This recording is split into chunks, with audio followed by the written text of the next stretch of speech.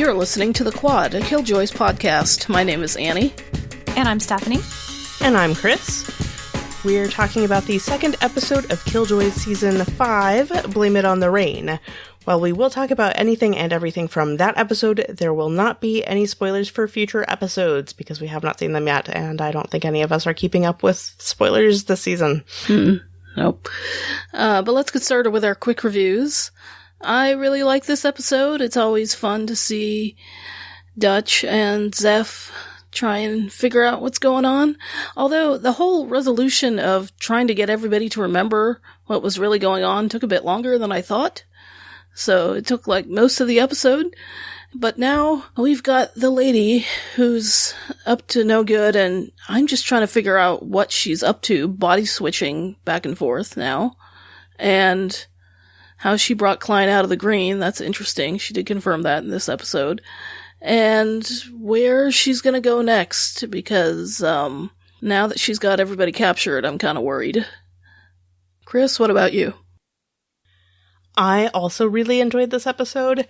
I mean, so much Dutch and Zeph team up. You know, just, I don't know, Zeph being so Zephy. I don't know, the whole exchange she has with Dutch where, you know, do people like me? Oh, my heart. And Dutch's response to that was so sweet. And hugs, which, you know, I'm a sucker for. And so it all just made me very, very happy. You know I was chanting kiss, kiss, kiss, kiss, though. You know. I know. Okay. I mean, you know, she's like, specifically wants you to say she likes her. I was like, come on, be more specific. I mean, she said yes, that she did. I know. And then took it one further, but probably not further in the way that Zeph wanted. No. Or Stephanie. Don't forget Stephanie. Or the rest of us wanted, yeah. Oh dear. Anyway, it was very unexpectedly sweet to me, this episode. And it was all kind of heartwarming that they all went back to being, I don't know, their warm and goofy selves. And it just, it made me happy. And what did you think, Stephanie? I love this episode, actually. I liked it even more than the first episode. It's kind of surprising to me how fun these first two episodes were, considering that the previous season ended with, we didn't win, we failed. And yet, these have been really fun episodes. They've just really gotten to the dynamics between our main characters and sort of what I really like about them. I enjoyed seeing cameos from both Turin, who it took me a while to recognize. It took me longer to recognize Turin than it took me to recognize Pree. I don't know why. I think I'm used to his hair being like big and voluminous, and it was tamed, I guess. Well, I thought it was big and voluminous in a ratty sort of way, so... In a different way, yeah, in a different way. But it took me a while to recognize him I don't know why, but it took a minute. And then Fancy, who got like the best cameo ever. That is one thing I love about Killjoys. I genuinely laugh out loud at least like twice per episode. Even like comedies that I watch, if I'm by myself, sometimes I won't even laugh out loud. I get intellectual about it. So I just, in my head, I'm like, oh, that was amusing. That was a quality, funny thing. But Killjoys always makes me laugh out loud. How you watch comedies now, Stephanie. I'm now imagining you sitting there watching a show, like stroking an imaginary beard. Yeah. That's what I do, exactly. How did you know? But I love his sexy people have feelings too line made me laugh out loud. Yeah, me too.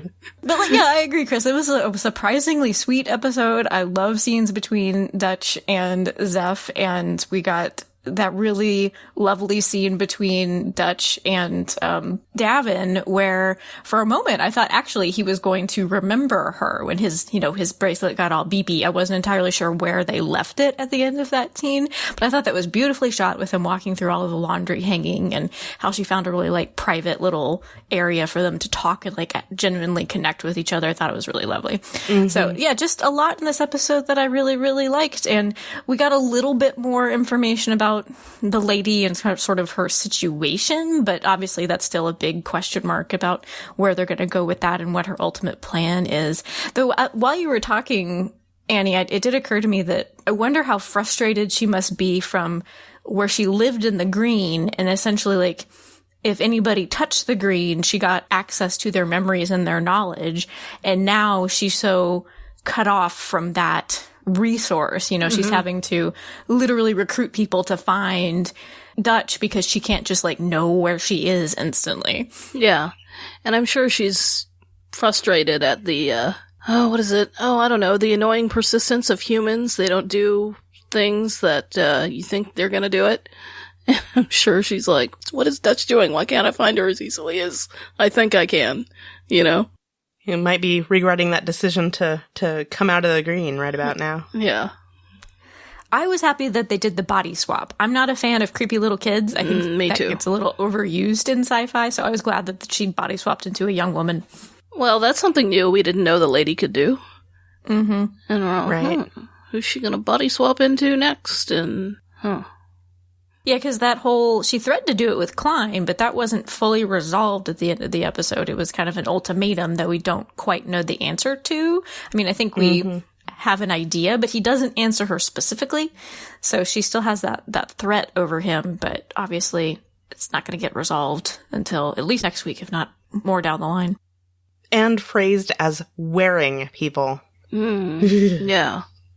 But we also did get confirmation that those creepy little tentacle-y dealies that were in the factory were her kin of some kind. Her species. I did appreciate the very, Ripley-type moment that Dutch had when she, burned all those creepy alien things. Good point. Yeah. Good point. I was hadn't thought of that. You go, Dutch. Mm-hmm. And the lady screaming, and I'm like, yeah, whatever, lady. You haven't gone up against Dutch yet, have you? Yeah, Dutch was a lot more kicky, punchy, knocking people down in this episode, which was fun. I always like when she gets to be a little bit more kicky, punchy. More active. Yeah. I did love that whole fight in the background with Davin in the foreground. Yeah. Shit, That's what I was just thinking what's about. going on? Oh, and Lucy being so perturbed with Devin just calling her a stupid ship. You can see the virtual eyes rolling. Yeah. But I love that Lucy is specifically not helping Davin more. Right. That was so great. She's helping him enough, but not as much as she could. Whereas if it was Johnny, you know that she would have like the schematics, and Johnny, you can go from here. With the Davin, it's just like, yeah, whatever, dude. Oh, I'm sorry. Did you need that information? Well, if you wanted that information, you should have asked for it. I do miss Lucy, though. She was only featured a little bit both this week and last week. And I want more fancy. I want more of my like tangential characters. But it's been really nice to get some good emotional stuff for our kind of core cast. Mm-hmm. Oh, and there was the great moment with Garrett where he was like, I just can't picture myself as a bartender. Eye roll. Oh, but going back to that moment that you'd referenced, Stephanie, about Davin chasing Dutch through the drying laundry. I kept thinking in that interaction, like, how sort of classic Dutch it was. It was her trusting in her ability to communicate with him, which is very, very in line with how we met the character in season 1. Sort of calmly connecting with people one-on-one. For example, in Sugar Point Run, which is episode 2, when they go into the Badlands, there's that family there who holds them at gunpoint. And Dutch just, like, puts down her gun and just talks to them. Because she was with Davin at the time, and Davin was, like, ready to fight. She was like, no, let's talk to them. Yeah, that is something I've always admired about Dutch, is she knows when to use different tactics when need be. And she's very emotionally intelligent. Mm-hmm. That's something that always amuses me, because Johnny's always talking about how Dutch and Davin need to use their words. Like, they're actually very good at using their words, especially by television standards. They are. They really are. My part that I enjoyed between the brothers was when, near the end, when he's like, yeah, you're still an a-holery, you know, when they got, it's like, they're back, but they're still a-holes to each other, so, you know, we know everything's good. I liked that it was different from the bickering that they did when they didn't know that they were related. Like that, they had that rapport kind of because they had that unknown history with each other. But the fighting that they did once they regained their memories, it had that like different, more familial, loving quality to it that was lacking when they didn't realize that they were related. Yeah. We did get a reference to Anila this episode and basically a big shrug from Dutch as to her whereabouts. So that's definitely still a big question that I want to see answered. And clearly we have a lot more to learn about the lady and what she exactly is up to. I am glad that we got these first 2 episodes to reconnect with our characters, but I'm thinking we'll probably pick up more with the larger plot here shortly. Though we do still need to resolve the fact that they lost Zeph. Like, they regained Zeph into the team, but now she's back in not realizing what's going on land. So we will have to bring Zeph back on board. But I'm thinking maybe next episode they'll get more into the lady and overarching plot of this season, I think. Yeah, I just need to figure out how to wake everybody up, not just Zeph. See, that was the thing. I was like, I'm surprised it's taking so long, but it's tricky because, you know, the lady's kind of making it rain every day at the same time, so it's hard to figure out something around that.